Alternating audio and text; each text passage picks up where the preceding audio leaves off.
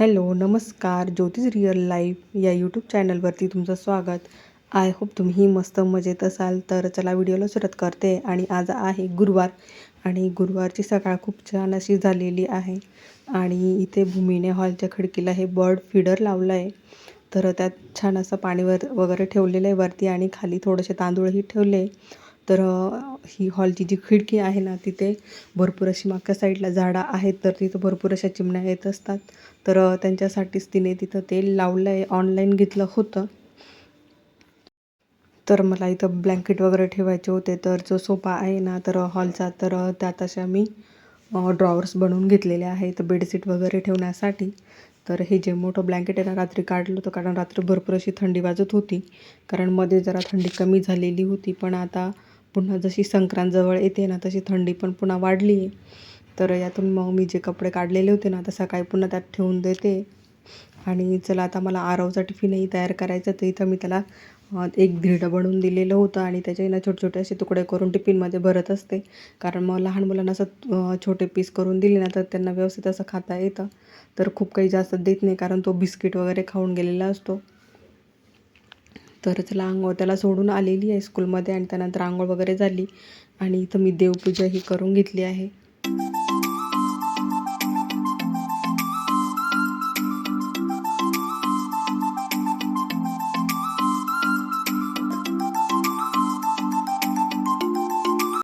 तर त्यानंतर भरपूर अशी भांडे होती.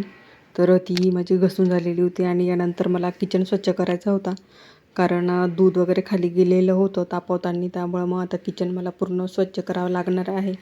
तर म्हटलं पहिले सर्व भांडे घासून आणि खाली ठेवून देते आणि त्यानंतर मग व्यवस्थित असं किचन साबण वगैरे लावून स्वच्छ घसून घेते.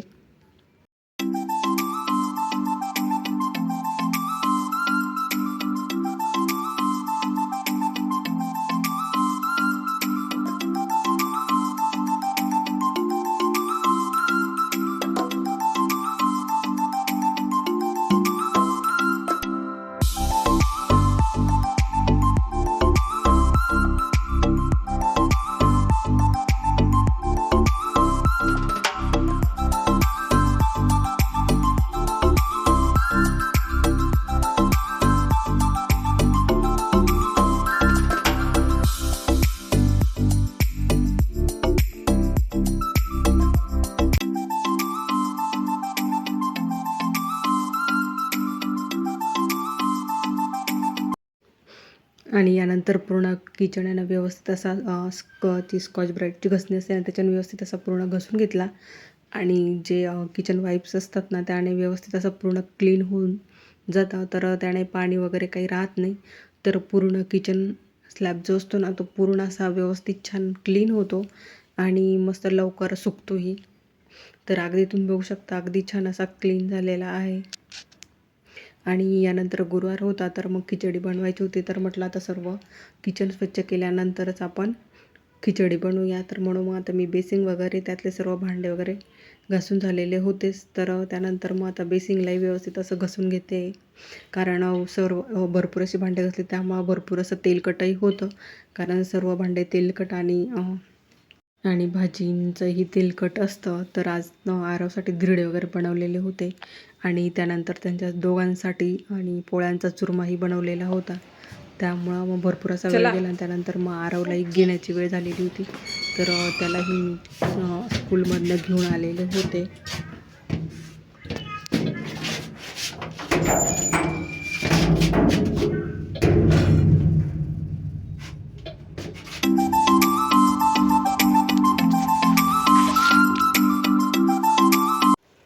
तर आरवची स्कूलही घराच्या अगदी जवळच आहे, 5 मिनटाच्या अंतरावर. त्यामुळं खूप असा वेळ काही लागत नाही. आणि त्यानंतर त्याला घेऊन आल्यानंतर इथं मी आता साबुदाण्याची खिचडी बनवून घेते. तर इथं थोडासा साबुदाणा भिजत टाकला होता आणि 3 बटाटेही उकडलेले होते. तर म्हटलं आता सर्व किचन वगैरे स्वच्छ केला ना तर त्यानंतर आपण खिचडी बनवूया. खिचडी वगैरे असं थोडंसं थंडीच्या दिवसात त्यांना गरम गरम वगैरे खायला छान लागते. तर त्यामुळं मग म्हटलं आता आरवला घेऊन आल्यानंतरच आपण आहे ना खिचडी अशी बनवूया. त्यामुळं मग तोही थोडीफार खाईल. आणि भूमीलाही खिचडी अशी आवडते तर तीही थोडीफार खाते. तरी त्यांच्यासाठी मी चुरमा वगैरे बनवून ठेवलेला होता. तर मुलांचं कसं असतं, कधी जे आपण खातो ना तेच त्यांना आवडत असतं, तर म्हणून मग मी थोडंसं बनवताना थोडीशी जास्त बनवत असते. तर शेंगदाणे आणले ना तर मी भाजून वगैरे आणि कूट करून ठेवत असते. त्यामुळे शेंगदाणे खराब पण होत नाही आणि जेव्हा आपल्याला सकाळच्या टिफिनच्या ज्या भाज्या बनवायच्या असतात ना, तर त्यावेळेला पटकन असं काढून आपल्या भाजीमध्ये टाकता येतात. म्हणून मग मी शेंगदाण्याचा कूट आहे ना डब्यामध्ये करून ठेवत असते. आणि यानंतर मग मी आता इथं बटाटे असे बारीक कट करून घेते, कारण बटाटे उकडलेले तर होते.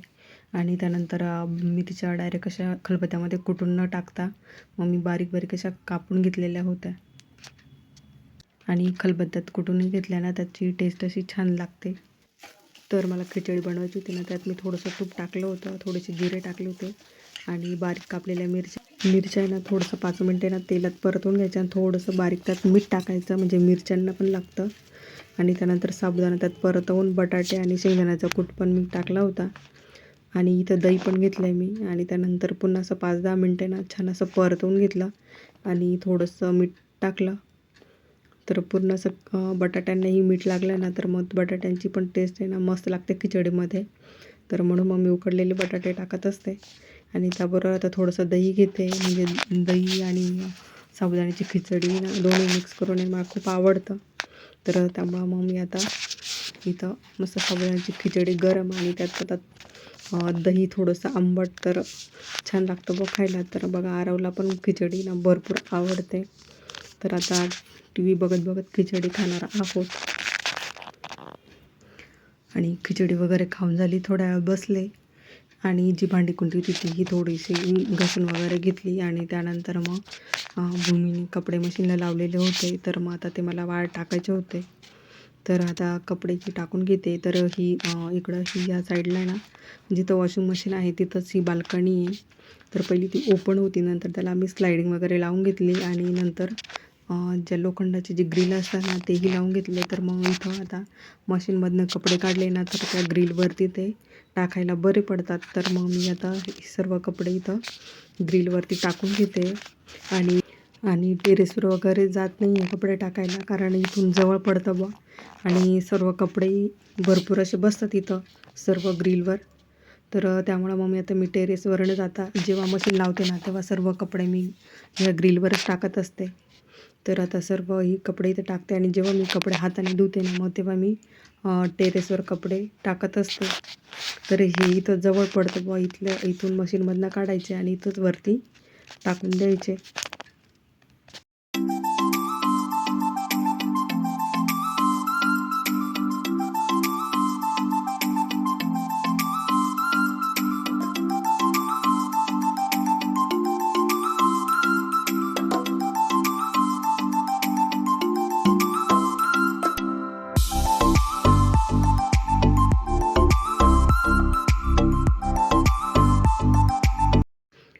तर चला, तर आता सर्व कपडे माझे इथं वाळत टाकून झालेले आहे.